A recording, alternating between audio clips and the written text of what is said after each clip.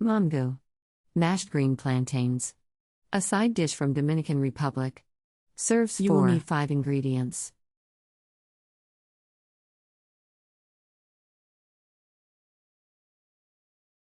Step 1.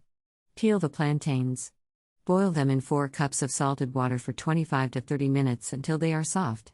Put them on a plate and mash them with a fork. Step 2. Add the salt and a little bit of boiling water to make them softer. Add either butter or oil or both. Stir well. Step 3. If onions are desired, fry them in a little oil first. Then put them on top of the mashed plantains.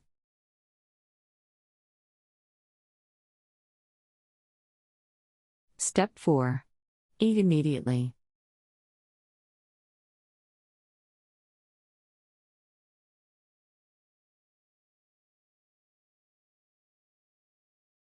Country Reports, Culture, Countries, Travel.